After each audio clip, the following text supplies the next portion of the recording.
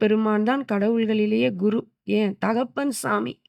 இந்த தட்சிணாமூர்த்திக்கே பாடம் சொன்னவன் யாரு? யார் சொன்னார்? முருகன் தான்யா சொன்னான். அவர் தெரிந்து கேட்டாலும், தெரியாம கேட்டாலும் என்ன சொல்வார் முருகன்? சொல்பவன் குரு, கேட்பவன் சீடன். அதற்குரிய ஆசனத்தில் இருந்து அமர்ந்து கேட்டால், யாம் பிரணவ பொருளினுடைய விளக்கத்தை அருளுவோம்னா. அதனால தான் அவருக்கு பேர் என்ன?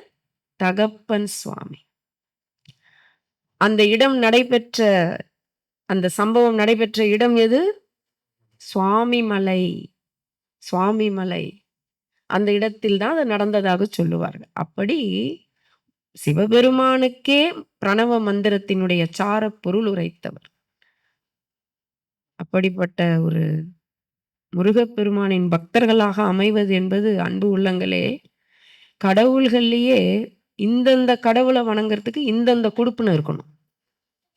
கடவுள வணங்குறதுல கூட ஒரு குடுப்பின, ஒரு புண்ணிய பலன், பல ஜென்ம தொடர்பு இருக்கணும். அதுல முருகனை வணங்கணும்னா, நான் ஏதோ முருக ஆலயத்துல இருந்து இத சொல்றேன்னு மட்டும் நினைக்காதீங்க. முருகப்பெருமானை வணங்க வேண்டும் என்றால், பல பிறவி புண்ணிய பலன் இருக்கும்.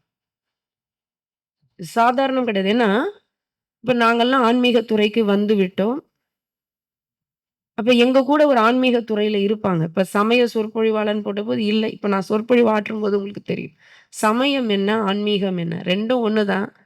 ஒரு வேறுபாடு காட்டுனா அந்த இடத்துல சமயம் வந்துரும். நீங்க இயேசுவ பத்தி பேச சொன்னாலும் ஒண்ணு தான் அன்பு. முருகன் என்ன? அன்பு. எல்லாமே ஒண்ணு தானேய்யா! அப்படின்னு சொல்லிட்டு போனா அதுதான் ஆன்மீகம். அங்க பேதம் இல்ல. கடவுள் ஒண்ணு தானே! ஆன்மீகம்னா என்ன? அன்பு. எனக்கு அந்த இடத்துல பேதமே இல்ல. சமயம் குலமுதல் சார்பெலாம் விடுத்த அமையம் தோன்றி அருட்பெருஞ் ஜோதி என்றார். வள்ளல் பெருமானார். என்ன அர்த்தம் நிறைந்த வார்த்தை தெரியுமா? இத புடிச்சு யார் இவன்? கந்தகுரு கவசத்துல இவர பத்தி என்ன சொல்லுவாங்க? அருட்பெருஞ்சோதினே வரும் கந்தகுரு கவசத்துல சாந்தலிங்க சுவாமிகள். அருட்பெருஞ்சோதின்னு வரும். இறைவன் யார்? இவர்தான் ஜோதியா பொறந்தவர். கடவுள்லயே சிவபெருமானினுடைய 5 முகத்தில் இன்னொரு ஒரு முகம் 6 முகம் தோன்றி, அந்த சூரபத்மனை கொல்ல வேண்டி ஜோதியாகவே அந்த பொறியாக தோன்றியது எது? 6 முகம். ஜோதி கடவுள் அவர்தான். அந்த தத்துவம் பாருங்க அவரது. நம்ம அந்த தத்துவத்த பிடிக்க மாட்டேங்கிறோம். பெருமானார் சொல்லுவாரு, "தத்துவத்துக்குள்ளே அடங்காண்டி, பர தத்துவம் இன்றி துலங்காண்டி" என்பார். யாரை? முருகப்பெருமானை. சண்முகர் கும்மி அதுல பாடுவார் ஐயா. "குறவர் குடிசையில் நுழைந்தாண்டி, அந்த கோமாட்டி எச்சில் விழைந்தாண்டி" அப்படின்னுட்டு அதுல சொல்லுவாரு. "தத்துவத்துக்குள்ளே அடங்காண்டி, பர தத்துவம் இன்றி துலங்காண்டின்னுவாரு. இறைவன் இந்த முருகப்பெருமான் தத்துவத்துக்குள்ள அடங்க மாட்டாராம். நீ எந்த தத்துவத்துக்குள்ளயும் முருகன அடக்க முடியாதுப்பா. பர தத்துவமின்றி துலங்காண்டின்னுவாரு. பரதத்துவம்னா பர என்றால் பர. பரபிரம்மம், பரம்பொருள், பராசக்தி. இல்லன்னு சொல்றோம் இல்லையா? பரஸ்வரூபம், பரமாத்மா, பரசிவம். இப்படி எல்லாம் பர பர என்ற வார்த்தையை பயன்படுத்துகிறோமே. பர என்றால் என்ன பொருள்? மேலானது. மேலானது. பரணையில வச்சிருக்கேன். இந்த வார்த்தை இங்க பயன்படுத்துவீங்களா? பரண. தமிழ்ல நாங்க சென்னையில, தமிழ்நாட்டுல பயன்படுத்துவோம். பறையில என்ன இருக்கு? பரணை. பயன்படுத்துவீர்களா? இங்க பயன்படுத்த மாட்டீங்க. பரணைன்னா மேல ஒரு லேப்ட் வச்சிருப்போம் இல்லையா? அதுக்கு நாங்க சென்னையில, தமிழ்நாட்டுல பரணைன்னு பயன்படுத்துவோம். பரணை என்றால் மேல இருக்கு பாரு அது. பரன் மேல இருக்குன்னு சொல்லுவாங்கல்ல. பரன். இப்ப பர என்றால் மேலானது. அதுக்கு மேல ஒண்ணு கிடையாது. அப்போ வள்ளல் பெருமானார் சொல்லுவாரு, பர தத்துவமின்றி துலங்காண்டி. தத்துவத்துல எது மேலான தத்துவமோ அந்த தத்துவம் உனக்குள்ள வரலைன்னா துலங்காண்டி என்றால் உனக்கு விளங்காது. அவன் ஆப்பட மாட்டான், அவன் அகப்பட மாட்டான். அப்படிப்பட்ட தத்துவம் முருக தத்துவம். அந்த ஆறுமுகமான பொருள் பண்ணாரா அருணகிரிநாதர். ஆறுமுகமான பொருள் நீ அருள வேண்டும். நீ எப்படியா ஆறுமுகம்னு உன்னை சொல்றாங்க. அந்த பொருளை எனக்கு சொல்லு. நீ எனக்கு அத எனக்கு அருளுன்னு கேட்டார் அருணகிரிநாதர். வீடு கூடு, வாசல் கூடு, மனைவி கூடு, மக்கள் கூடு, கடனை அடையி, புள்ளக்குட்டி கூடு, இப்படி கேட்கல. என்ன கேட்டார் அருணகிரிநாதர்? ஆறுமுகமான பொருள் நீ அருள வேண்டும். அது என்ன தத்துவம்? அது என்ன உன்னை பத்தி சொல்றாங்கப்பா? உனக்கு 12 கைகள்னு சொல்றாங்களேப்பா, 6 முகம்னு சொல்றாங்களேப்பா, 12 கண்கள்னு சொல்றாங்களேப்பா, கால் என்னமோ 2ன்னு சொல்றாங்களேப்பா. ஏப்பா உடம்பு இத்தனைன்னா காலம் இத்தனை இருக்கணும்லப்பா. அது ஏன்பா அப்படி சொல்லல? இவ்வளவு இருக்கு. அந்த என்ன 6 முகம்? அந்த பொருளை நீ அருள வேண்டும். அந்த ரகசியத்தை எனக்கு சொல்லு. சொல்லிட்டு என்ன சொல்றாரு? யார கேட்கிறாரு? ஆதி அருணாச்சலமாய் அமர்ந்த பெருமானே என்றாரு. அருணாச்சலம் யார நம்ம நினைச்சிட்டு இருக்கோம் இது வரைக்கும்? எல்லாரும் திருவண்ணாமலைக்கு வந்திருக்கீங்களா? அருணாச்சலேஸ்வரனா யாரு? சிவபெருமான். ஆனா இங்க யார சொல்றாரு இவரு அருணகிரிநாதர்? அப்பா ஆதி அருணாச்சலமாய் அமர்ந்த பெருமானாச்சு. நீ என்ன ரகசியம் சொல்றாரு? அருணாச்சலேஸ்வரனா யாரு? பிரம்மாவுக்கும் விஷ்ணுவுக்கும் சண்டை வந்தது. கதை தான் இது. உடனே நீங்க சமயத்தை உயர்த்துவதுன்னு நினைக்க கூடாது. இதுதான் கதை. என்ன சொல்ல வருது அதுல? இரு தேவர்களுக்கும் சண்டை வருது. மும்மூர்த்திகள்ல இரு தேவர்களுக்கு யார் பெரியவர் என்று சண்டை வருது. இந்த சண்டையை தீர்த்து வைக்க சிவபெருமான்கிட்ட வராங்க. நாங்க 2 பேர்ல படைக்கும் தலைவர் பெரியவரா, காக்கும் தலைவர் பெரியவரா? சிவபெருமான் பார்க்கிறார். என்ன செய்கிறார்? விண்ணுக்கும் மண்ணுக்குமாக ஜோதி ரூபமாக நிற்கிறார். எப்படி நிற்கிறார்? நெருப்பு பிழம்பாக, அக்னி பிழம்பாக நிற்கிறார். அது நின்ற இடம் எது? அதுதான் திருவண்ணாமலை. அப்ப என்னுடைய அடியை யார் காண்கிறார்களோ, யார் அடியை பார்க்க போறாரு? அடியை பார்க்க போவது விஷ்ணு, முடியை பார்க்க போவது பிரம்மா போறார். அன்னப்பறவையாக மாறி முடியை பார்க்க பிரம்மா கிளம்புறாரு. அடியை பார்க்க பன்றி உருவம் தாங்கி நிலத்தை தோண்டி கொண்டே இந்த அடியை நம்ம பார்க்கணும்னு போறாரு. அடிமுடி அறியவனா அண்ணாமலையானே. இவரு போறாரு, அடியை பார்க்க முடியல. இவரு மேல போயிட்டே இருக்காரு. யுகமா கடக்குது, முடிய பார்க்க முடியல. அன்னப்பறவையாக மாறி செல்கிறார், பார்க்க முடியல. அதெல்லாம் ஒரு பெரிய கதை. அவர் எப்படி நின்னாரு? நெருப்பு பிழம்பு. அவரு தானே நின்னாருன்றாங்க. நீலிய போட்டாரு பாருங்க. நீதான் அது ஆதி அருணாச்சலமாய் அமர்ந்த பெருமானே. அந்த தத்துவமே நீதாயா, அந்த அக்னி பிழம்பு நீதாயான்றாரு. தத்துவம் அது.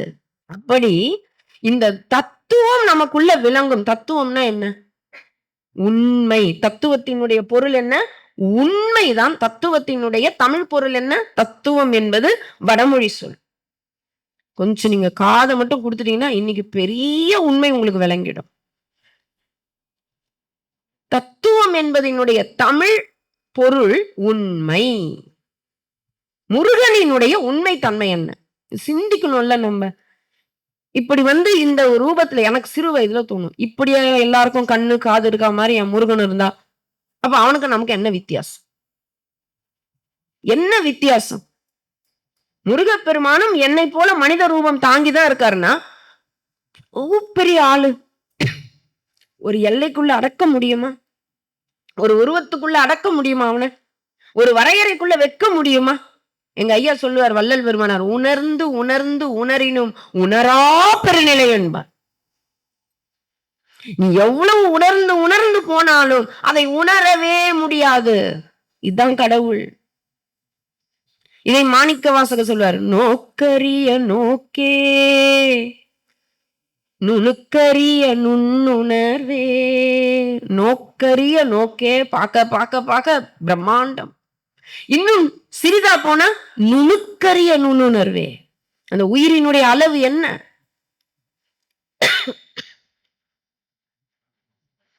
பெரிதினும் பெரிதாம்னு வர எங்க வள்ளல் பெருமானார் இறைவனை.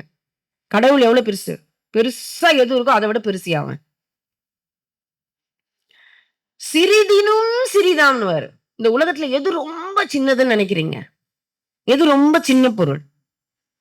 உயிர். உயிர் தான் ரொம்ப சின்னது. அதை விட சிறியவனாம் இறைவன். அதை விட சிறியவன் இறைவன். சிறிதினும் சிறிதாம் பெரிதினும் பெரிதாம் அரிதினும் அரிதாம் அருட்பெருஞ்சோதின்னு வரும்.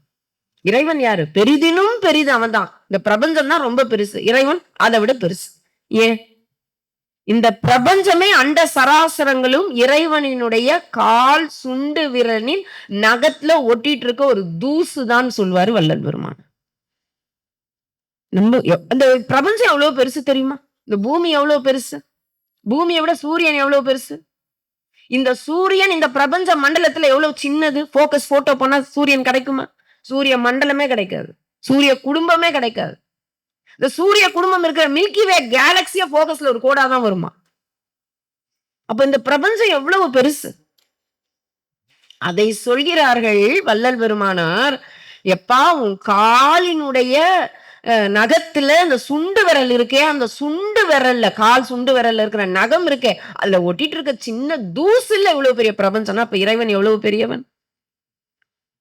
அப்ப இந்த இறைவனை நம்ம எப்படி ஒப்பிட முடியும் ஒரு உருவத்துக்குள்ள?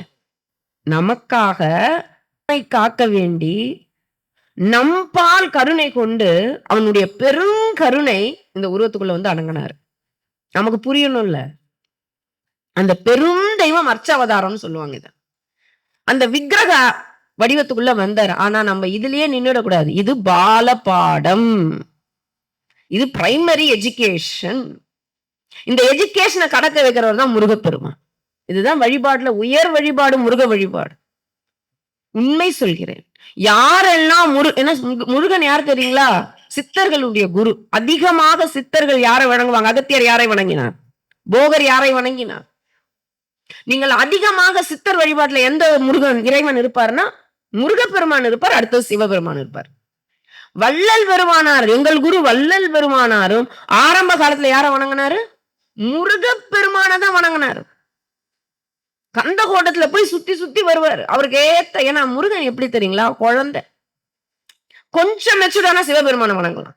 ஆனா குழந்தைகளை ஈர்க்கிறது யாரு? அவன் பேரே என்ன? கந்தன். கந்தன் என்றால் என்ன? காந்தம். காந்தம் என்றால் என்ன? ஈர்க்கும். நீங்க முருக வழிபாடு போனா ஈர்ப்பும், அப்படியே ஈர்க்கும், ஒரு ஈர்ப்பு.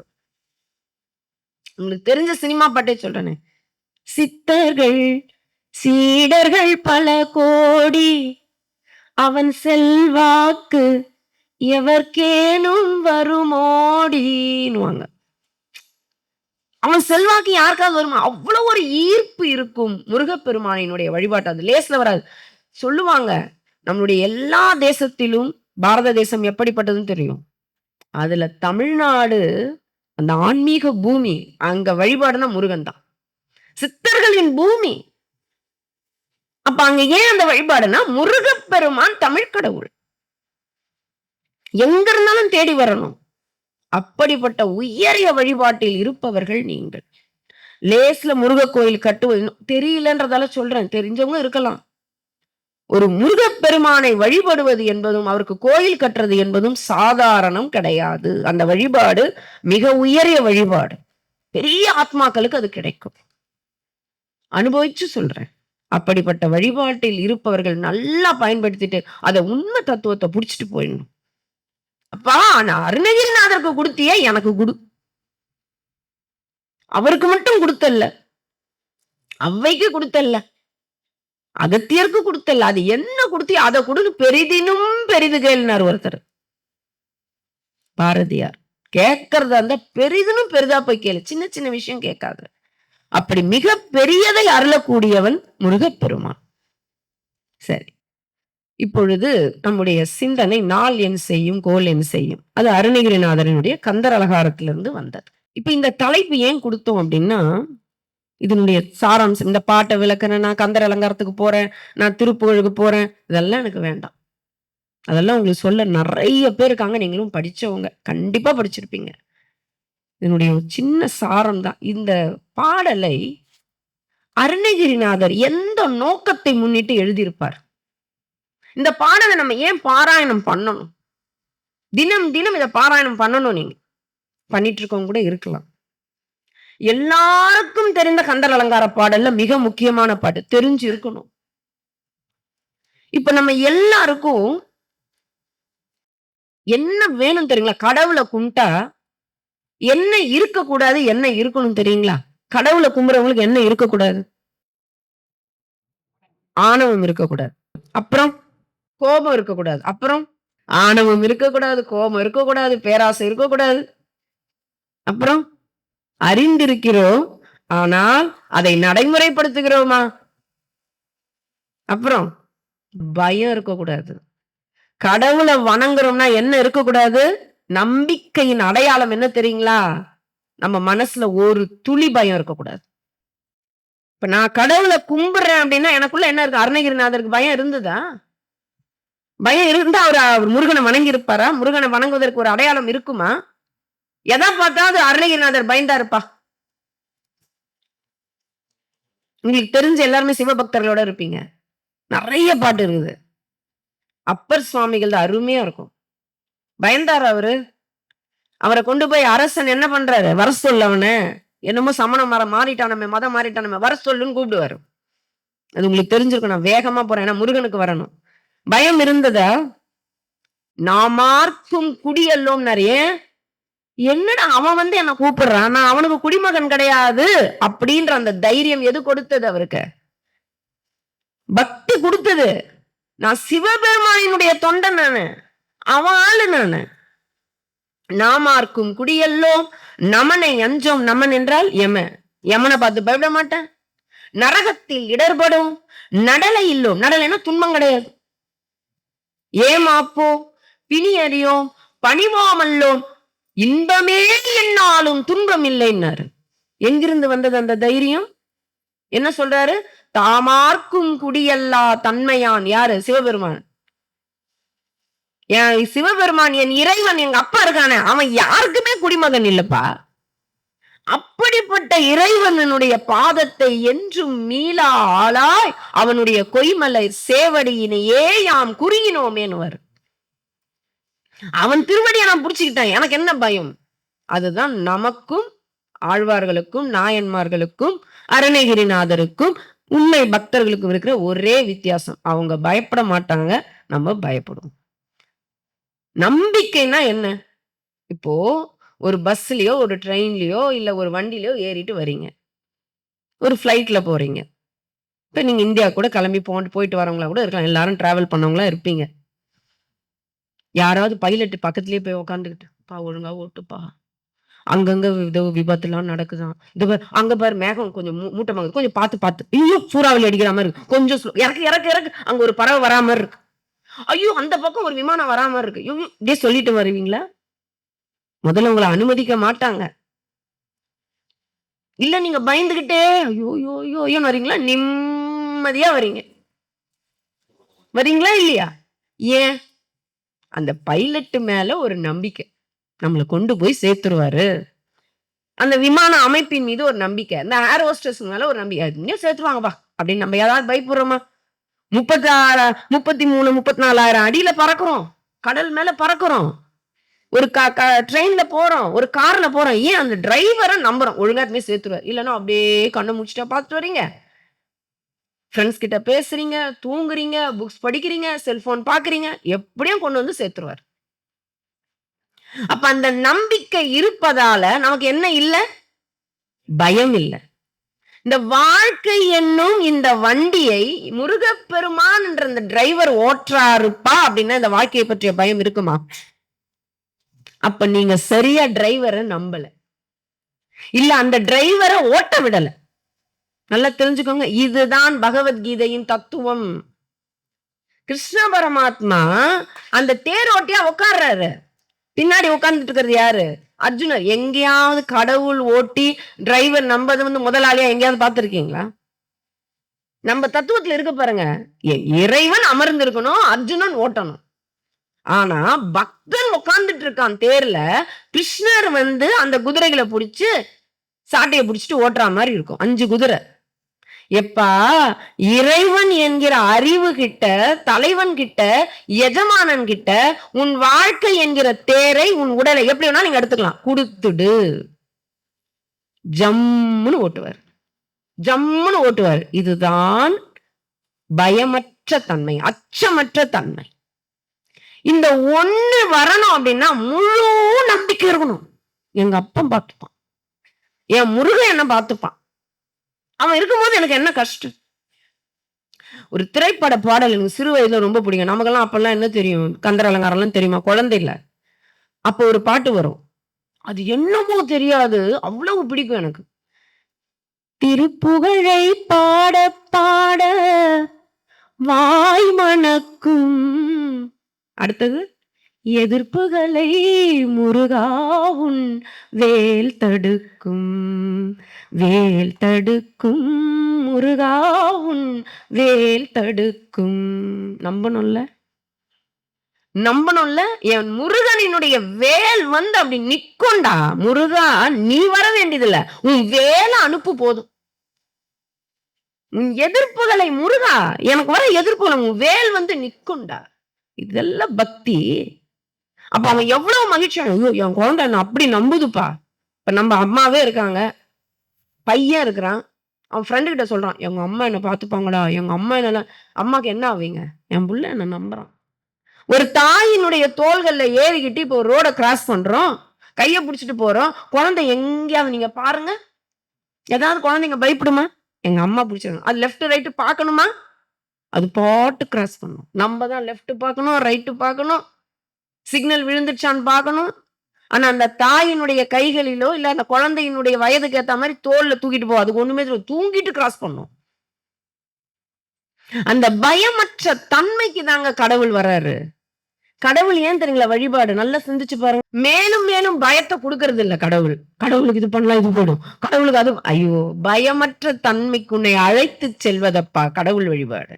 மேலும் மேலும் பயத்துல காட்டிட்டு இருக்காங்க கடவுள் வழிபாடு என்று சொல்லி. இல்லை, உன்னை பயமற்ற தன்மைக்கு அழைத்து செல்லும். முதலில் கடவுளுக்கு பயப்படணும், அது ஆரம்பம். ஆனா இறுதி என்ன தெரியுங்களா? பயப்படவே கூடாது கடவுளோட. அதனால்தான் நம்மளுடைய மார்க்கத்துல இருக்கும். என்ன மார்க்கம் சரிங்களா?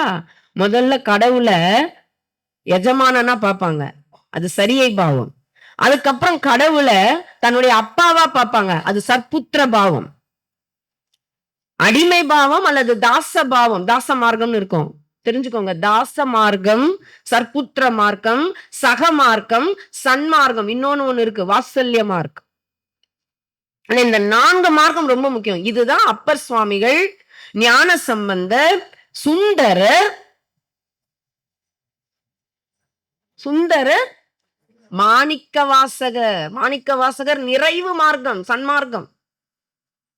அப்பர் சுவாமிகள் இறைவனை தன்னுடைய எஜமானனாக பார்த்தார். நான் அவன் அடிமைன்னாரு. இது முதல் பாவம். வந்துடணும், கடவுள் எஜமான, நான் அவனுக்கு அடிமைப்பா அப்படின்னு அதுல நிக்க கூடாது, தாண்டணும். கடவுள் எனக்கு அப்பா, கடவுள் எனக்கு அம்மா, நான் அவன் குழந்தை. இதுதான் சற்புத்திர பாவம், ஞான சம்பந்தர். 3வது சுந்தரருக்கு சகமார்க்கம். சகோ, சக, சகா. சகான்னா என்ன? ஃப்ரெண்ட், தோழை. எனக்கு அவன் என் ஃப்ரெண்டியா. எவ்வளவு உரிமை இருக்கும் ஃப்ரெண்டுக்கு? எவ்வளவு உரிமை இருக்கும்? கொஞ்சம் காதை கொடுங்க நல்லா. ஃப்ரெண்டுக்கு எவ்வளவு உரிமை இருக்கும்? அடுத்த கட்டம் கடக்குறாரு. 4வது சன்மார்க்கம். சன்மார்க்கம் என்பது என்ன? சத்மார்க்கம் என்பதனுடைய புணர்ச்சி, திரிபு. சத்திய மார்க்கம், அதுதான் மாணிக்க வாசகர் போனது. அது என்னவா இருக்கும்? இது அடிமை பாவம், தாசபாவம். நான் அவன் வேலைக்காரன் சொன்னாரு, நான் அவன் அடிமைன்னு சொன்னாரு. 2வது அவர் புள்ளன்னு சொன்னாரு. 3வது அவன் எனக்கு ஃப்ரெண்டுடான்னாரு. 4வது என்னவா இருக்கலாம்? மாணிக்க வாசகனுடைய பாவம் என்னவா இருக்கலாம்? திருவாசகம் படித்திருக்கிறீர்களா? என்னவா இருக்கலாம்? இதை தாண்டி என்ன உறவு இருக்கும்? தலைவன் தலைவி என்னங்க விட்டுட்டீங்களே உறவுல. கணவன் மனைவி உறவுக்கு நிகரா இருக்கா? அவ ஃப்ரெண்டாவும் இருப்பா, வேலைக்காரியாவும் இருப்பா, பிள்ளையாவும் நடந்துப்பா, பொண்ணாவும் நடந்துப்பா, அம்மாவும் நடந்துப்பா. தலைவன் தலைவி பாவம் தான் திருவாசகம் முழுமையுமே. இதுதான் சன்மார்க்க பாவம்.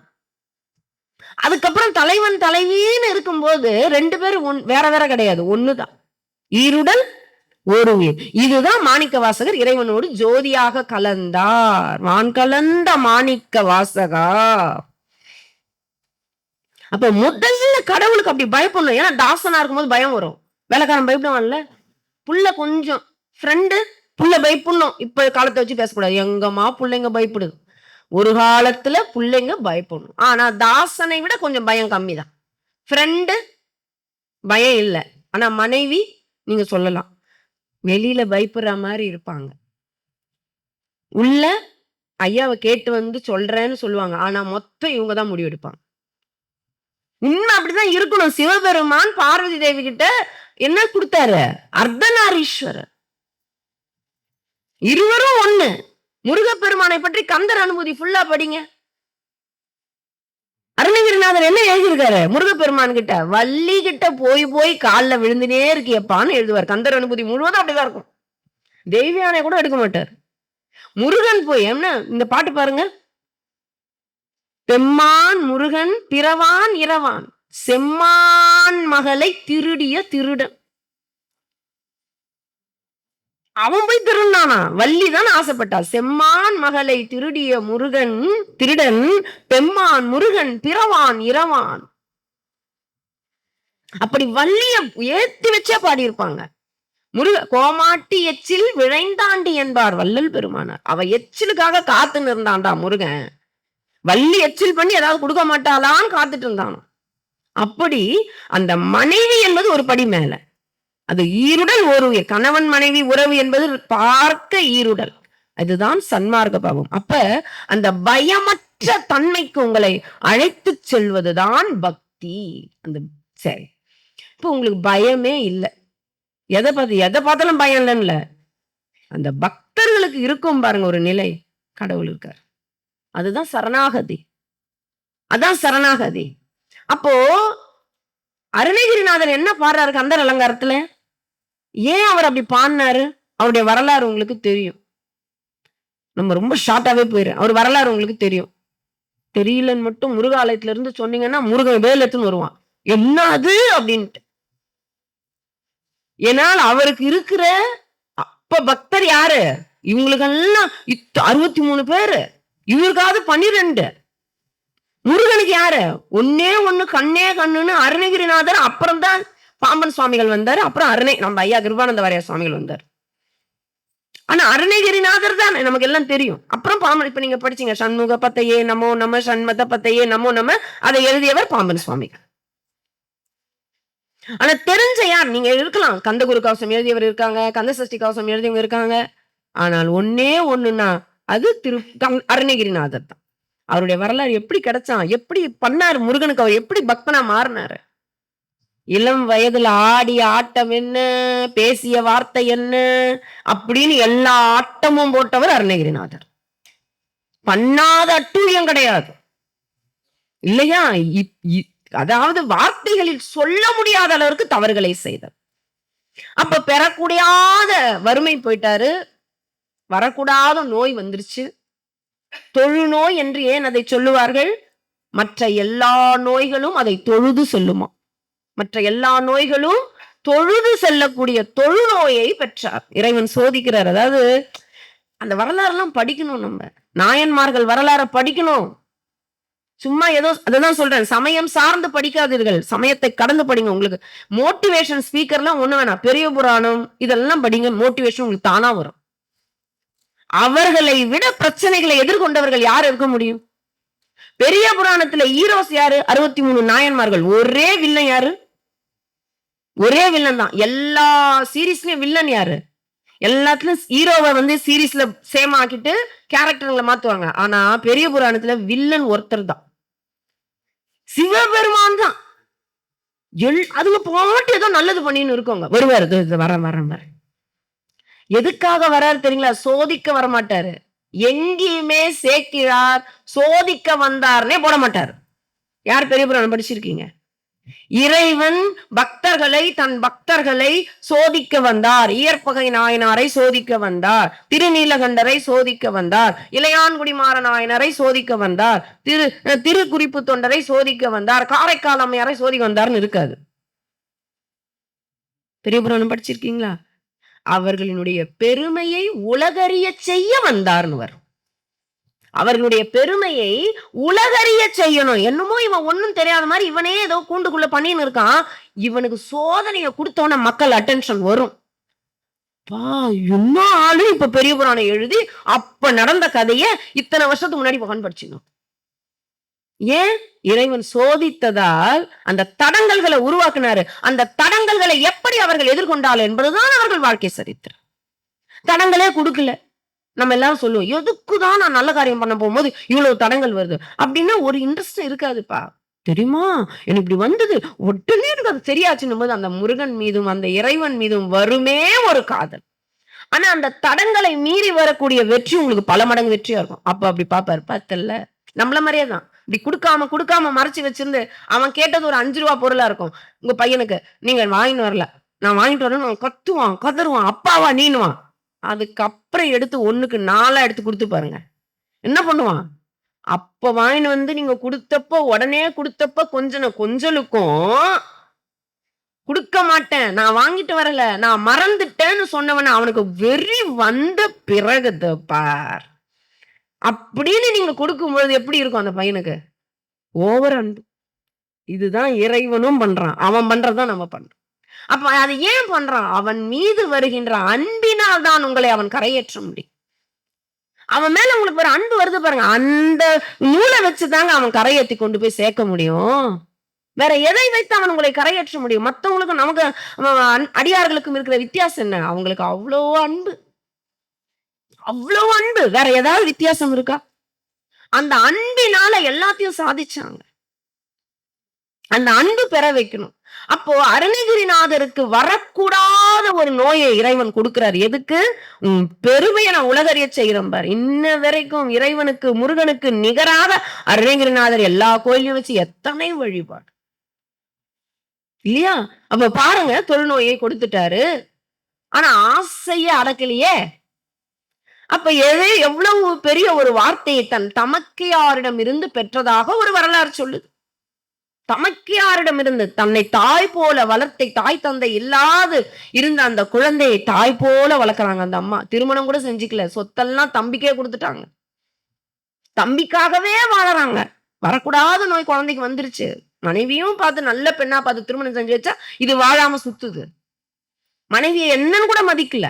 ஏன்? அந்த பெண்ணு மாதிரி நீ நடக்கல, அந்த பெண்ணு மாதிரி நீ ட்ரெஸ் பண்ணிக்கல, என்ன பாரு அப்படின்னு அந்த வீட்டுக்கு அழைத்து போய் இப்படியெல்லாம் பண்ணணும் ஒரு குலப்பெண்ணை கொண்டு போய் காண்பித்து அவமானம் செய்கிறார், அலட்சியம் செய்கிறார். எந்த பொண்ணு பொறுத்து வாழறா?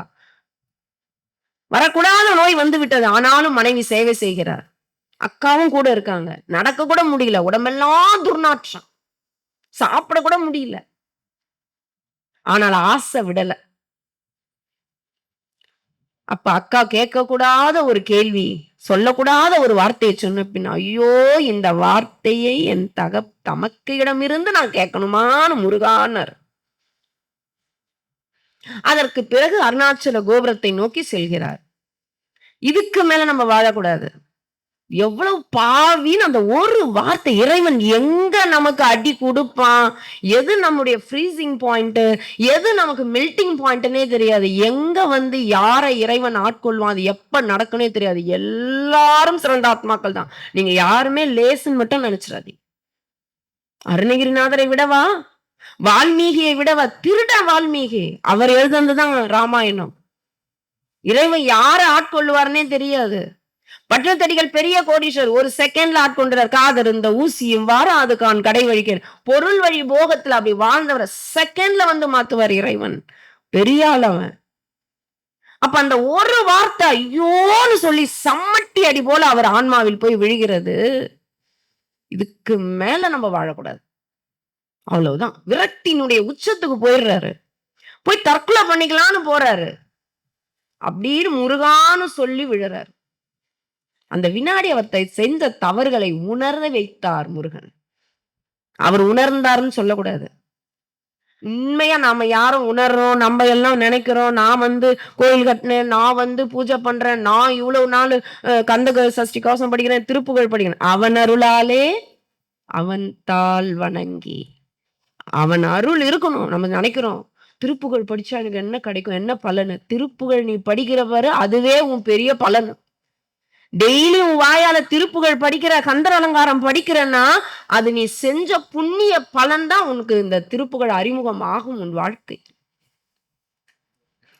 அப்படி முருகான் அந்த இறக்கும் தருணத்துல உச்சரிக்கணும்னு அவருக்கு தோணுச்சு பாத்தீங்களா? அப்ப அது உணர்ந்து தானே சொல்லியிருக்கும். இவ்வளவு போகத்துல இருக்கும் பொழுது கூட அந்த ஒரு முறை முருகான்னாரு, உணர்ந்து சொன்னாரு. அந்த கோபுரத்திலிருந்து விழும்பொழுது மனித உருவம் தாங்கி தான் வந்து அப்படியே தாங்கி அப்படி இறக்குறாரு. அவரு இறந்துட்டு இருப்பேன்னு அவர் நினைச்சிருப்பாரு. எழுந்து பார்த்தா, மனித உருவத்துல ஒருத்தர் நிக்கிறாரு. "ஏன் என்ன காப்பாத்துனீங்கன்னாரு." "நீதான் முருகான்னு சொன்னியே. முருகான்னு சொன்னியே நீ. உணர்ந்து சொன்னல்ல. ஐயோ! நான் எவ்வளவு பெரிய பாவின்னு உங்களுக்கு தெரியாது. இருக்கட்டும். ஒரு மரத்துல ஆயிரக்கணக்கான பறவைகள் அமர்ந்திருக்கிறது. அந்த பறவைகளை கூட இது கணக்கு கூட கேட்பாங்க. ஒரு கல்லு எரிஞ்சா ஒரு பறவை பறக்குமா? இல்ல 1000 கல்லு பறவை பறக்கிறதுக்கு எத்தனை கல்லு எரியணும்னுவாங்க. ஒரு பறவை ஒரு கல்லே போதும். கரெக்ட் தானே? ஒரு கல்லு விட்டு எறிஞ்சாலும் 1000 பறவைகள் பறந்துடும் அல்லவா? அதுபோல நீ எத்தனை ஜென்ம ஜென்ம எவ்வளவு பாவம் செய்திருந்தாலும் உணர்ந்து ஒரு முறை முருகான்னு சொல்லு. அப்ப நம்ம கேட்கலாம். அப்ப நாங்க கூட பாவம் பண்ணிட்டு டெய்லி போய் முருகான்னு சொல்றோம். அதுக்கப்புறம் அருணகிரிநாதர் பாவம் பண்ணல. அதுக்கப்புறம் செய்யக்கூடாது. மன்னிப்பு அதுக்கப்புறம் அந்த பாவத்தினுடைய சம்பளத்தை நீ அனுபவிக்க தயாராயிடணும். மாணிக்கவாசகர் போல, அப்பர் சுவாமிகள் போல சூளை நோய் குடுத்த பொழுது நான் செஞ்சத நான் அனுபவிக்கிறேன். ஆனா இறைவன் இருக்கான். அப்படின்ற தைரியம் வரும். உடனே உங்களுக்கு வராதான எதிர்கொள்ளக்கூடிய தைரியத்தை மனசு குடுத்துருவான் இறைவன். உடல் வலிமையை குடுப்பான், மன வலிமையை குடுப்பான். சூழல் உங்களுக்கு சரியா இருக்கும். துன்பம் வரவே வராதான்னா, ஒரு கட்டத்துக்கு மேல வராது. ஒரு கட்டம் வரைக்கும் ஏகப்பட்ட சோதனை குடுப்பான். ஆனா, அந்த எதிர்கொள்ளும் தைரியத்தை குடுத்துருவான். அப்ப மன்னிக்கப்பட்டு விட்டது. நீ அவ்வளவுதான்ப்பா சும்மா இருன்னு சொல்லிட்டு போயிட்டாரு. சும்மா இருந்தாரு. நம்ம கேட்கலாம். சும்மா இருந்தா நான் கூட சும்மா இருப்பேனே. அந்த சும்மா இரு எனும் அந்த சொல் அப்படிப்பட்ட சொல் அந்த மாபொருள் ஒன்றும் அறிந்திலனேன்ட்டார் கந்தர் அனுபூதியில. அந்த மகா பொருளினுடைய அர்த்தம் எனக்கு தெரியலையப்பான்னு கந்தர் அனுபூதியில. மாபொருள் ஒன்றும் அறிந்திலனே அப்படின்னு முருகன் அவரை சும்மா இருக்க சொல்லிட்டாரு. சும்மா இருந்தாரு. தானாவே எல்லா நோயும் குணமாச்சுன்றது வரலாறு. இது எப்போ நடந்ததுன்னு நினைக்காதீங்க. 500 வருஷத்துக்கு முன்னாடி நடந்தது. திருவண்ணாமலையில நடந்தது. இப்பொழுது கூட நீங்கள் திருவண்ணாமலை கோயிலுக்கு போனீங்கன்னா, கோயில் நுழைந்தவுடன் இடப்பக்கத்துல கம்பத்திலையனார் சன்னதின்னு ஒரு சன்னதி இருக்கும்.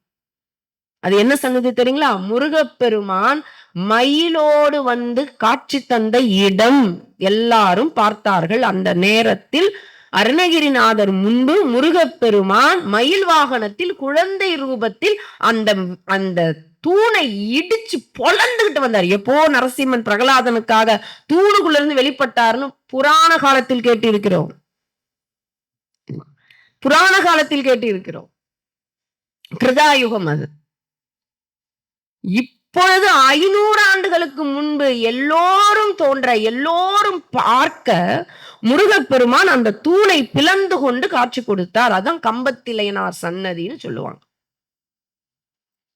இப்பொழுது நடந்தது அது. அப்படி முருகப்பெருமான் காட்சி கொடுத்தார். இப்ப நடந்த சம்பவம். அப்படி அவர் அமைதியாக அமர்ந்திருந்தார். சில மாதங்களோ சில நாட்களோ கடந்தது. எல்லா நோயும் தீர்ந்த பிறகு முருகப்பெருமான் வந்து அவருடைய வாயில் என்னை புகழ்ந்து பாடு, உன் நாவால் என்னை பாடுன்னாரு.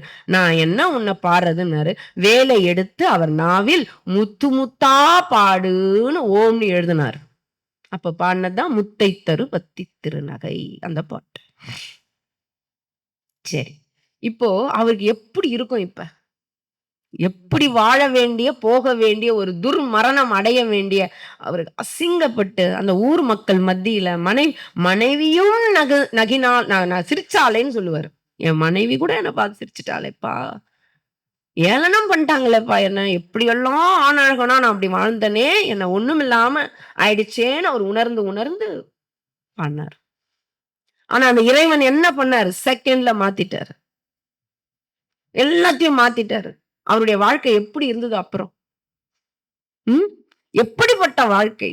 வாரியார் சுவாமிகள் சொல்லுவாரு. அவருடைய ஜாதக கட்டத்தை கணிப்பார் வாரியார் சுவாமிகள். எப்படிப்பட்ட ஜாதக கட்டம் தெரியுமா? பெரிய நோய் வந்து எல்லோராலும் உதாசீனம் செய்யப்பட்டு, சாப்பாட்டுக்கு பட்டினி கிடந்து அப்படி எழுத சொல்லுவார். அப்படிப்பட்ட ஒரு துர்மரணம் அடைந்து சாக வேண்டிய ஜாதகம். ஆனால் அந்த முருகனை ஒரு முறை அழைத்தது. உணர்ந்து அழைக்கச்சாரு. உணர்ந்து அழைச்சாரு. தன்னை மறந்து அழைச்சாரு. எத்தனை ஜென்ம பலனோ, எத்தனை ஜென்ம தொடர்போ முருகனோடு அவருக்கு. அழைத்ததன் பலன் முருகன் வந்தார். சேஞ்ச். அதனால அவர் சொல்றாரு, நாள் என் செய்யும். தைரியத்தோட எழுதுறார். நாள் என் செய்யும், வினைதான் என் செய்யும். என்னடா வினைனா என்ன? பாவம். என் பாவம் என்ன பண்ணும்? இந்த 4 கிழமை இதெல்லாம் பார்த்துன்னு உட்காந்துருக்கீங்களா? அது எல்லாம் என் முருகனை விட பெருசா? நாள் என் செய்யும், வினைதான் என் செய்யும், என்னை நாடி வந்த கோள் என் செய்யும். முருக பக்தர்கள் இதை உள்ள புடிச்சிட்டு போங்க. ஏன்னா பார்க்க பரிதாபமா இருக்கு. நம்மளே நொந்து நூடுல்ஸ் ஆகி உட்காந்துருக்கோம். இதுல வேற ஏகப்பட்டதை நம்ம கிட்ட சொல்லுவாங்க. இதை பண்ணும் அதை பண்ணும். அப்ப எங்க அப்பா இருக்காரு, என்னை பார்த்து பாருன்னு நினைக்கிற குழந்தை எப்படி இருக்கணும்? யார் யார்கிட்டோ போய் உதவி கேட்குறீங்க. எனக்கு உடம்பு சரியில்லை, அப்பா இருக்காரு பார்த்துப்பாரு. நீங்க கொடுக்குறீங்களா? ஒரு 10 ரூபா கொடுக்குறேன், நீங்க ஒரு 20 ரூபா கொடுங்க, நீங்க ஒரு 15 ரூபா கொடுத்தீங்கன்னா நான் அப்பா கோடீஸ்வரர். அப்பா கோடீஸ்வரர். இந்த அண்டாண்ட கோடி அதிபதியினுடைய பையன் நீ. அதை தெரியாம நீ என்ன பண்ற? 10 ரூபா, 5 ரூபா, 15 ரூபா, 1 ரூபா இப்படின்னு போய் பிச்சை எடுத்துட்டு இருந்தா அப்பாவுக்கும் அவமானம். அப்பாவுக்கு உங்க மேல மதிப்பு இருக்காது, கோபம் தான் வரும். இது அப்பா அதிபதினா நீங்க யாரு? அப்பா சொத்து உங்களுக்கு தானே. அப்ப இவ்வளவு பெரிய ஆள் இருக்கும்போது நம்ம என்ன பண்றோம்? இத பண்ணா சாங்கு போகுமா, அது சொன்னா இந்த சடங்கு செய்யலாம், இந்த சம்பிரதாயம் பண்ணா இந்த இது பண்ணலாம்.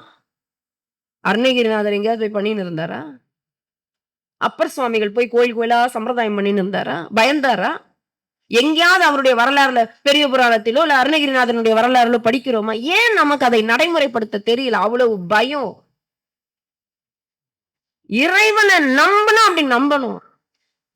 எதிர்ப்புகளை முருகா உன் வேல் தடுக்கும்.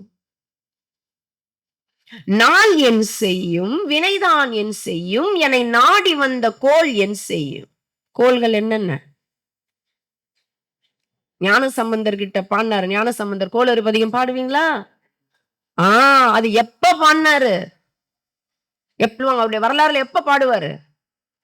அவரை இவங்க 2 பேரும் திருமறை காட்டுல இருப்பாங்க. யாரு? அப்பர் சுவாமிகளும் ஞானசமுந்தரம். ஞானசமுந்தருக்கு என்ன வயசு? 5 வயசு. 5 வயசு குழந்தை 3 வயசுலயே ஞானப்பால் உண்டு விட்டது. அப்பர் சுவாமிகளும் ஞானசமுந்தரம் ஒன்னா இருப்பாங்க. குழந்தைய அப்படியே கடவுளா பார்த்து வணங்கி நிற்பார் அப்பர் சுவாமிகள். அப்போ மதுரையிலிருந்து ஒரு அழைப்பு வருகிறது. யார்கிட்ட இருந்து? மங்கையர்க்கரசியாரிடமிருந்து குலச்சிறையார் என்கிற அமைச்சரிடமிருந்து ஒரு அழைப்பு வருகிறது.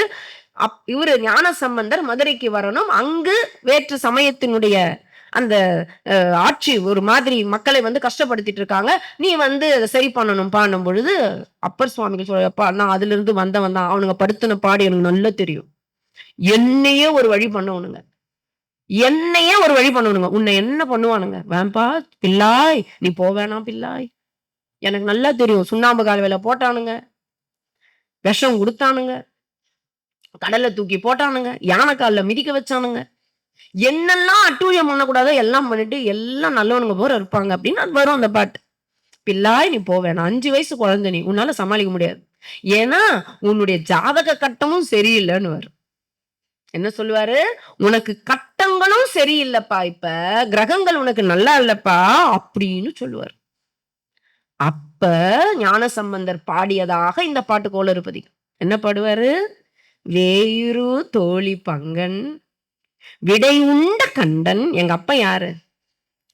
எவ்வளவு ஆழகால விஷத்தை சாப்பிட்டவன். விடமுண்ட கண்டன். நல்ல வீணை எப்பவும் தடவிட்டு இருப்பான். அந்த வீணையோட இருக்கிறவன் அவன் ஜாலியா இருக்கான். எவ்வளவு அர்த்தம் தெரியுமா? அதுக்கப்புறம் மாசரு கங்கையை தன் முடி மீது அணிந்தவன். என் உள்ளம் புகுந்த அதனால் அவன் என் உள்ளத்துக்குள்ள ரொம்ப ஆழமா படிக்கணும் இத. யார் என் உள்ளத்துக்குள்ள இருக்காயா? பராசக்தி வேயுரு தோழி பங்கன்.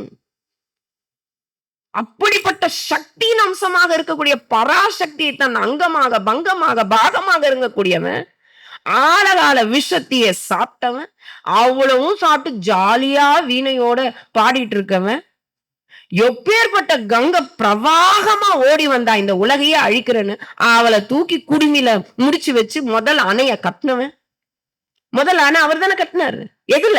முடியில கட்டி. அவ்வளவு அப்ப எவ்வளவு பெரிய ஆளுன்றாரு. அப்படிப்பட்ட அவன் என் உள்ளம் புகுந்த அதனால், எந்த தைரியம்ன்ற ஆணவம் எங்க போது பாருங்க. இந்த இடத்துல அது இல்லைன்னா அவர் ஆணவம். அந்த ஆணவத்தை எப்படி மாற்றார்? மடை மாற்றம் செய்கிறார். நான் யாரு? அப்படிப்பட்ட அவன் என் உள்ளம் புகுந்த அதனால் ஞாயிறுனா என்ன? சூரியன், திங்கள், சந்திரன், அப்புறம் செவ்வாய் தெரியும், அங்காரகன், புதன், வியாழன், குரு பகவான், வெள்ளி, சுக்கிர பகவான், சனி பகவான், இவற்றினோடு பாம்பு 2. பாம்பு 2 என்ன? ராகு கேது. ஆசரு நல்ல ஆசருன்னா என்ன? குற்றமே கிடையாதான். அது தீமையே செய்யாதான். நம்மளுக்கு எல்லாம் என்ன சொல்றாங்க? இங்க இருந்து இது எட்டி பாக்குது, அங்க இருந்து அது, இந்த இடத்துல இருந்து அவரு, இந்த வீட்டுல இருந்து அவரு வராரு, எல்லாம் சரி இருக்கு. அதான் சொல்றாரு. எப்படி சொல்றாரு ஞானசம்பந்தர்? ஆசரு நல்ல அப்புறம் அவை நல்ல அடியார் அவர்க்கு மிகவே. நீ அடியார் தானே? அடியார் இல்லையா? அப்ப நம்ம யாருக்கு அது நல்லது? அது குற்றமே பண்ணாதியா? அது யாருக்கு பண்ணும்? அடியார் அல்லாதவருக்கு தான் அது பண்ணும். போய் நீதான் அடியார், நீதான் அவ்வளவு பக்தியா இருக்கிய, நீதான் கோயிலுக்கு போறிய, உனக்கு எதுக்கு அதை பத்தி கவலைன்றார். அடியார் அவர்க்கு மிகவே. இன்னும் நல்லது பண்ணுமா? அது ரொம்ப நல்லதுதான். அது நல்லதுதான் பண்ணும். எங்க அருட்தந்தை வேதாத்ரி மகரிஷின்னு சொல்லுவாரு, அது நன்மை தரும் நவகோள்கள் தான். நவகோள்கள் நல்லது கெட்டதுலாம் கிடையவே கிடையாது. நல்லதுதான் பண்ணும். நல்லதுதான் பண்ணும். நீ ஏதாவது உன் மனசுல உள்ளத்துல கலங்கம் இருக்கு, திருட்டுத்தனம் பண்றோம், இல்ல பொய் சொல்றோம், இந்த மாதிரி இருந்தா அட்டாக் பண்ணும். நாம தூய்மையா இருக்கோம், மனசுல எந்த வஞ்சமும் இல்ல, தர்ம வழியில இருந்து அகலல, இறை பக்தியிலே இருக்கோம்னா நம்மை ஒண்ணும் செய்ய முடியாது. இதுதான் மார்கண்டேயனுடைய வரலாறு உணர்த்துறது. 16 வயதில் அவனுக்கு மரணம் எனும் பொழுது அவன் யாரை போய் பற்றிக்கிட்டாரு? சிவபெருமானினுடைய திருவடிகளை போய் பற்றி கொண்டார். திருக்கடையூர் போயிருப்பீங்க. பற்றி கொண்டவுடன் அவன் வேலையை முடிக்கிறதுக்கு 16வது வயது முடிந்தவுடன் அவன் எடுத்துட்டு வரான், பாசக்கயிறு எடுத்துட்டு பாக்குறான். அவனுக்கு தோணல, கடமையே வழிபாடுன்னு சொல்லிட்டு கடமை தான் முக்கியம்னு சொல்லி தூக்கி பாசக்கயிறு தூக்கி எங்க போட்டான்? மார்கண்டையன் மேல போடுறதா நினைச்சிட்டு யார் மேல போட்டான்? அவன் பற்றி கொண்டிருப்பது யாரை? சிவபெருமானின் திருவடிகளை பற்றி கொண்டிருந்தான். அப்போது விட்டாரு இடக்காலால ஓங்கி ஒரு உதை, அவன் போய் இறந்து போயிட்டான். அதுக்கப்புறம் எல்லாம் சொல்லி படைப்பை வந்து அப்பா அழிக்கிறதே போயிடுமே, அப்புறம் நாங்க என்ன பண்றது போது மீட்ட போது அவன் சொன்னான், என் கடமையத்தானே செஞ்சேன், நீங்க தானே 16 வயசுல மரணம்னு சொன்னீங்க, அதை தானே நான் செய்ய செஞ்சேன். கரெக்ட், நீ சொல்றது கரெக்ட். ஆனா தீர்ப்பு மாத்தி எழுதிட்டேன். எப்ப தெரியுமா? இப்ப அவன் பற்றி கொண்டிருப்பது யாருன்னு பாத்தியா? நீ யார அவன் பற்றி கொண்டிருந்தான்? என் திருவடிய புடிச்சவன் மேல நீ கைய வைக்கலாமா? தீர்ப்ப மாத்திர. என்னுடைய திருவடியை யார் பற்றி கொண்டிருக்கிறார்களோ அவர்களை நீ டச் பண்ணக்கூடாது. சரி, முன்னாடி அதை சொல்லிட்டா நான் செஞ்சிருப்பேன்ல. இப்ப திடீர்னு எப்ப நீங்க தீர்ப்பமா? உனக்கே தெரியணும்டா அறிவு. என் திருவடியை பற்றி கொண்டவனை நீ தீண்டாதே. இதுதானே மார்கண்டையனுடைய கதை நமக்கு சொல்லுது. அருணகிரிநாதனுடைய கதை சொல்லுது, நம்ப மாட்டோம். இப்ப யாராவது வந்து ஏதாவது கலப்பி விடட்டுமே, பச்சை கலர் புடவை எல்லாரும் கட்டணும்னு ஒண்ணு கலப்பி விட்டாங்க 25-30 வருஷத்துக்கு முன்னாடி. எல்லாம் பச்சை கலர் கொடுத்தாங்க. இங்க நடந்துதான் தெரியாது. ஏன்னா எது பரவுதோ இல்லையோ இது நல்லா பரவும். நம்ம கிட்ட விளக்கு ஏத்தணும்னாங்க, எல்லாம் நைட்டு ஏத்தனாங்க. இந்த நிறைய நடந்திருக்கு தெரியுங்களா? இத பரப்பிடுவோங்க. ஏதாவது ஒரு விஷயம் பரவட்டும், டக்கு டக்கு டக்குன்னு பரவும். அப்பா அருணகிரிநாதரும், மார்கண்டேயரும், அப்பர் சுவாமிகளும், தேவாரம் பாடின 63 நாயன்மார்களும், ஆழ்வார்களும் பரப்ப பாக்குறாங்க. எங்க வள்ளல் பெருமானார் முதற்கொண்டு அசைக்க முடியலையே நம்மள. அவ்வளவு அளவுக்கு ஸ்ட்ராங்கா எங்க ஐயா சொல்லுவார் வள்ளல் பெருமானார். ஆதியிலே ஒருவன் பூட்டிய பூட்டை இன்று வரை யாரும் திறந்த பாடில்லைன்ட்டார். அவ்வளவு ஸ்ட்ராங்கா அவநம்பிக்கையில இருக்கும். அப்படி தப்பிக்கிற ஆத்மாக்கள் தான் இறைவனுக்கு உகந்தவர்கள். சும்மா வர்றது போறது எங்க ஆத்துக்காரன் கோயிலுக்கு போறாருலாம் வரக்கூடாது. அப்படி சரணாகதினா அப்படி இருக்கணும் அருணகிரிநாதர் போல. நாள் என் செய்யும், வினைதான் என் செய்யும், என்னை நாடி வந்த கோல் என் செய்யும். 4வது என்ன கேட்டாரு? கொடும் கூற்று என் செய்யும். கூற்றுனா எமன் என்ன என்னடா பண்ணுவான்? கொடும் கூற்று என் செய்யும். ஏன்? குமரேசன் இரு தாளும் எத்தனை காலு, தாளுனா திருவடி, சிலம்பும் சதங்கையும் 3 அணிகலன், கால அணிகலன் போட்டுக்கிறார். சிலம்பும் சதங்கையும் தண்டையும் சண்முகமும் தோள்களும் கடம்பும் எனக்கு முன்னே வந்து தோன்றிடினே. எப்படி வருமா? அது தேடி வருமா? முருகன் வந்து அப்படி நிப்பானா? வச்சு பாருடா. இதுதாங்க தைரியம். எங்க அப்பனை மீறி யாராவது என்ன பண்ண முடியுமா? அது அளவுக்கு நான் வந்து அருகதை உடையவனாக இருக்கேன்னா, எங்க அப்பன் காப்பாத்துற அளவுக்கு நான் அருகதை என்ன மாத்திக்கணும்னு தர்மம், தயவு. எங்க ஐயா தான் வள்ளல் பெருமான் சொல்றாரு, நீ தயவா இருடா, மீதிய இறைவன் பார்த்துப்பான். உங்களுக்கு உருக்கம் வரும்ல, ஒரு தயவா இருக்கும். இப்ப இங்க கூட பார்த்தேன், வந்தவன பார்த்தேன், என்ன அழகான வாசம். அப்பா நீ பெறுவது எவ்வளவு சம்பாதிக்கிறியோ அதெல்லாம் உனக்கு வாழ்க்கையை நடத்த உதவும் போட்டிருக்கீங்க. ஆனா நீ மத்தவங்களுக்கு கொடுக்கறது உன் வாழ்க்கையை உனக்கு வாழ உதவும். என்ன வார்த்தை! நடத்த வேற, வாழறது வேற. நீ வாழ்ந்துட்டு போயா? எல்லாரும் சும்மா ஏதோ இருக்கிறாங்க. இது இருக்குது, இது வாழுதா? இது இருக்குது, இது வாழுதா? அது மாதிரி நானும் எதுக்கும் உபயோகப்படாம மத்தவங்களுக்காக எதுவுமே பண்ணலன்னா நான் வாழறது வாழ்க்கை இல்ல. நான் இருக்கிறேன். அதுதான் எங்க ஐயா சொன்னார், நீ தயவா இரு, மீதி. அப்பர் சுவாமிகள் சொன்னாரு, என் கடன் பணி செய்து கிடப்பதே உன் கடன்.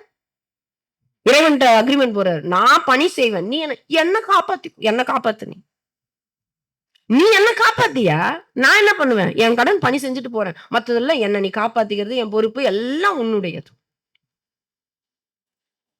எப்படி இருக்கு? குமரேசன் இரு தாளும். எத்தனை விஷயம் வருது பாருங்க. தாள் என்ன? 2, சிலம்பு 2, சதங்கை 2, தண்டை 2, மொத்தம் கூட்டுங்க. 4 2 8, 12 தோள்கள்,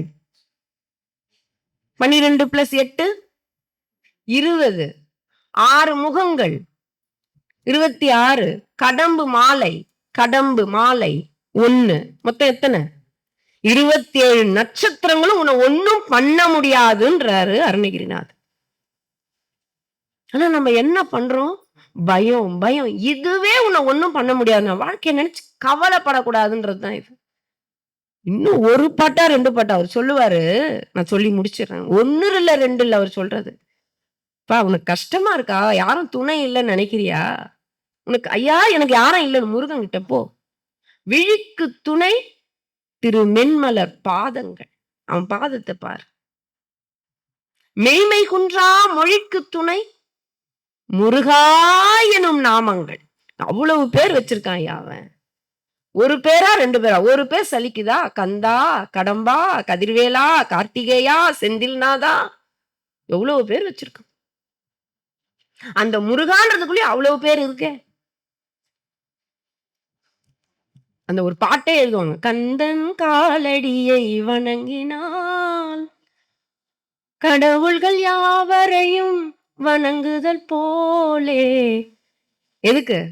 தந்தை பரமனுக்கு சிவகுருநாதன், தாயார் பார்வதியின் சக்திதானே வேலன், அண்ணனவன் கணேசன், கண்ணனவன் தாய் மாமன், மாமனுக்கு பிள்ளை இல்லை மருமகன் தான் திருமகன். அம்மா யாரு? அப்பா யாரு? அவங்க அண்ணன் யாரு?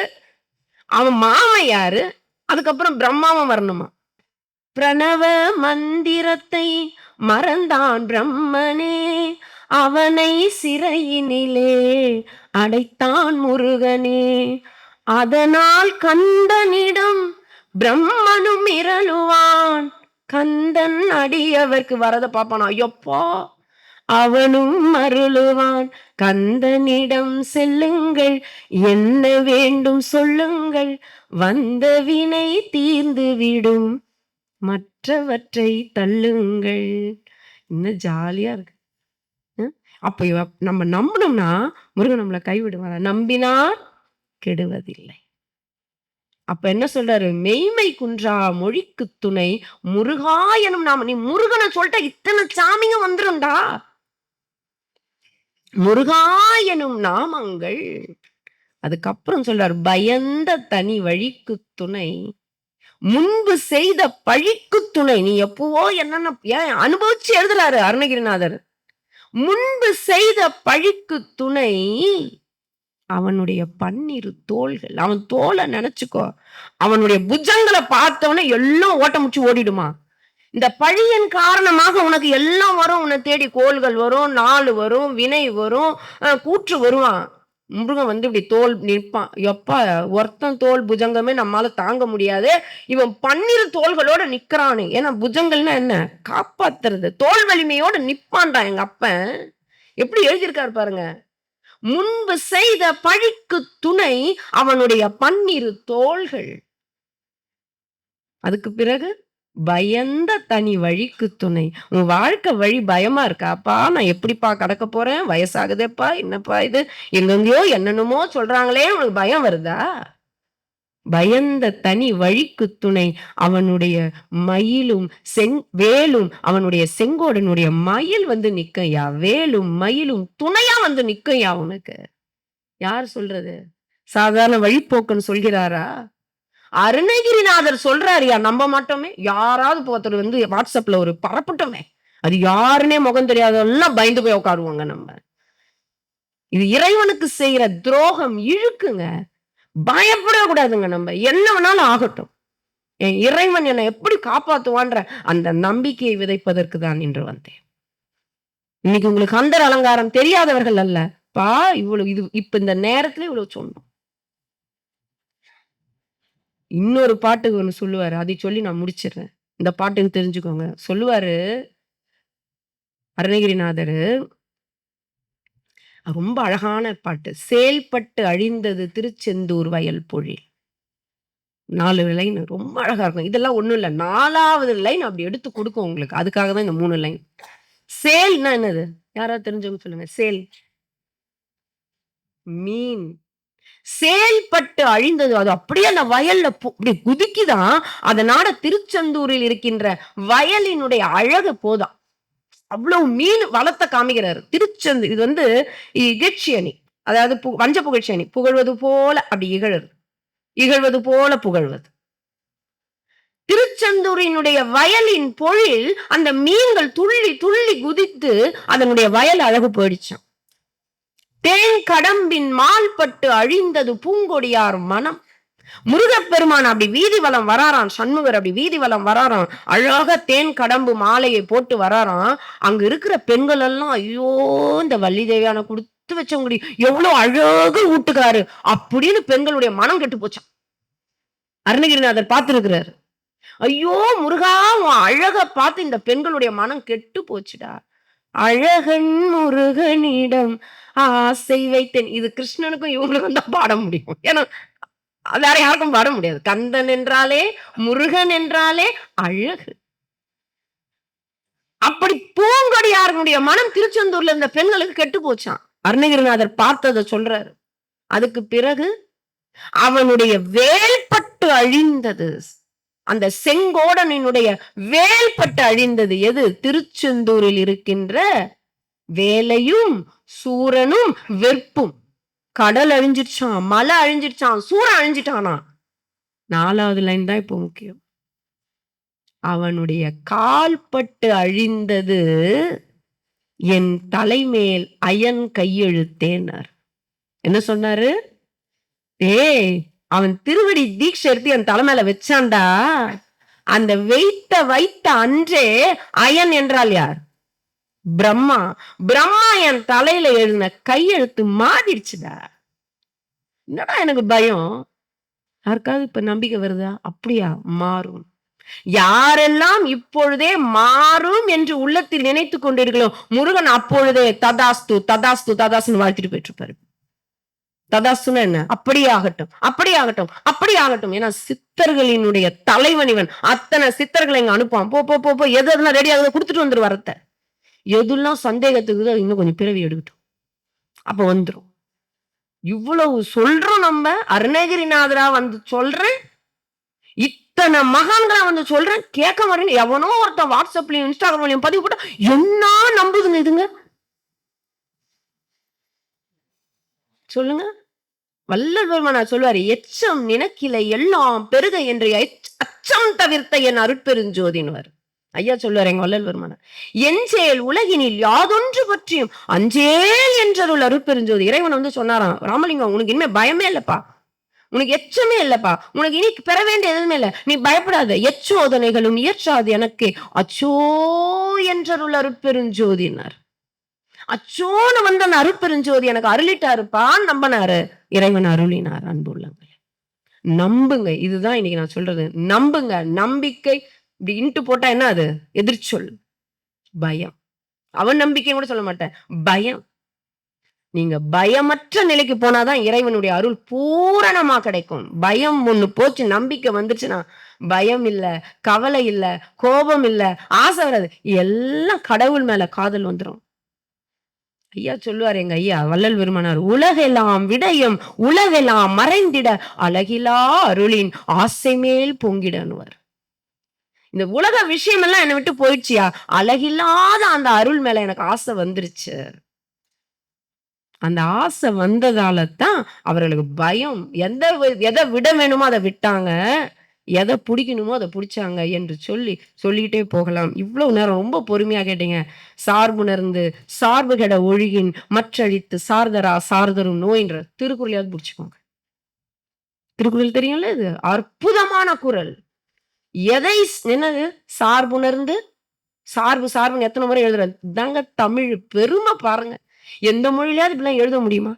பற்றுக பற்றற்றான் பற்றினை பற்றுக பற்றற்றான் பற்றினை அப்பற்றை பற்றுக பற்று விடற்கு. விடற்கு மட்டும்தான் 7வது சீர் மட்டும்தான் வேற சொல்லு. 6 சீர்ல விளையாடுறாரு பாருங்க. பற்றுக பற்றற்றான் பற்றினை அப்பற்றை பற்றுக பற்று விடற்கு. நூலு அது அந்த எழுதின தமிழ் மொழிக்கு உரியவர்கள்னு பெருமைப்படுங்க. இதுதான் தமிழன் என்று சொல்லடா, தலை நிமிர்ந்து நில்லடான்றது உங்களுடைய இலக்கியத்தை வைத்துதான். வேற எந்த மொழியும் அப்படி இலக்கியம் கிடையாது.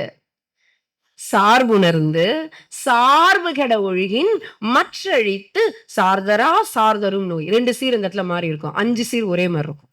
அது என்னன்னா நான் சொல்றேன், யார் கேட்ச் பண்றீங்கன்னு பார்க்கலாம். பொருள் என்ன தெரியுமா? எதை சார வேண்டுமோ அதை சார்ந்து விடு. சார்ந்தா எதை சாரக்கூடாதோ அதை சார்வதால் வரக்கூடிய நோய் உன்னை சாராது. புரிஞ்சிருச்சா?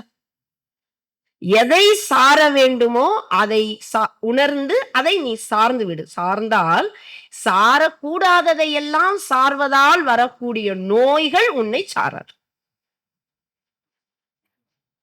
அண்டர்ஸ்டுட்? புரிஞ்சிருச்சா? அப்ப எதை சாரணும்? இதை சாரணும். இறைவனை சாருங்கள். அந்த சார்ந்து விட்டால் நீ அத மத்ததையெல்லாம் சாரக்கூடாது. எது? பொருளாசை, பொன்னாசை, மண்ணாசை, பெண்ணாசை, என்னென்ன எதெல்லாம் புடிச்சுக்கிட்டு நீ அவஸ்தைப்பட்டுட்டு தான் இருப்ப. அப்ப வரைக்கும் உனக்கு துன்பத்துல இருந்து விடுதலை கிடையவே கிடையாது. ஆசையெல்லாம் விட்டு பாருங்களேன், கம்பீரமா இருக்கலாம். எது மேலே ஆசை இல்லைன்னா உங்களுக்கு ஒரு கம்பீரம் வரும். அதை கொடுக்காத இன்பம் வேற எதுங்க கொடுக்கும்? எங்க கம்பீரமா வாழலாங்க. எங்கேயுமே உங்களுக்கு ஒரு குறை வராது. யார்கிட்டயுமே எனக்கு எதிர்பார்ப்பு இல்ல, ஆசை இல்லை அப்படின்னா ஒரு கம்பீரமான ஒரு வாழ்க்கை இருக்கு. அதுதாங்க வாழ்க்கை. நமக்கு ஆசை வந்துச்சுன்னா இவனுக்காக இப்படி வரும்.